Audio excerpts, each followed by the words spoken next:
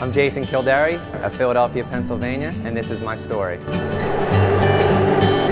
I'm the coach of the Drexel Triathlon team. I generally get together with the kids twice a week. I ran in college, cross country and track and field at Rowan University, and then I also did some triathlons during the summer. So in 1996, I was diagnosed with polycystic kidney disease when I was a freshman in high school. Polycystic kidney disease runs rampant in our family. My aunts had a transplant, my dad's had a transplant, my sisters had a transplant. The summer of 2006, I decided to play football on the beach with the guys that were a lot bigger than me. And I remember after the game thinking, you know what, I probably ruptured some cysts. And then it was just a chain reaction the next 9 months. I had one kidney taken out, and then complications of that surgery. I was on dialysis, then I had to get another kidney taken out. I had a colostomy bag in. I'd never seen so many tubes and so many machines in one room. And that's when I thought, you know, I don't think I'll make it. I was almost dead. I almost died. The first thing that came to my mind is, am I going to be able to play sports? When I was first diagnosed with it, they said no sports, but my dad basically took me inside and said, this isn't going to change your life. You're going to continue doing what you love to do. And I did.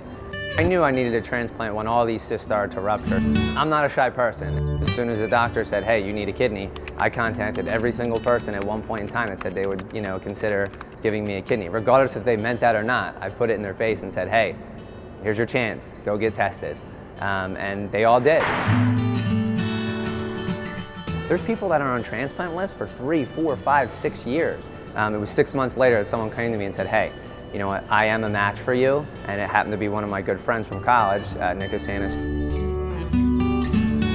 I had my kidney transplant on April 9th, 2009. As soon as I had that transplant, literally 24 hours, you know, after the transplant, I felt like a new person. Lactate threshold. 6 weeks after the transplant that I was back doing what I normally do, coaching, swimming. I started, you know, working out a little bit.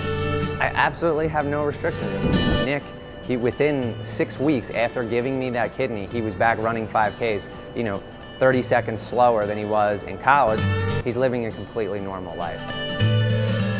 Every time I go to the doctors, they say, you know, your kidney is better than ours. The transplant is never behind me. One of my favorite things to do is to speak to groups of people, whether they are transplant recipients, they're going to be possible donors, to doctors, to nurses, and tell them my story.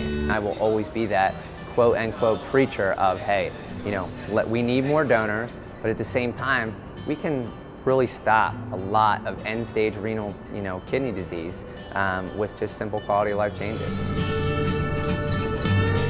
You know, look at the before and afters. Yeah, you know, the surgery's not the easiest thing in the world, and you might be in pain for a week or so, but after that, you know, you've just given someone life, like literally life. You know, they are a new person at this point, and that's a very rare thing to do.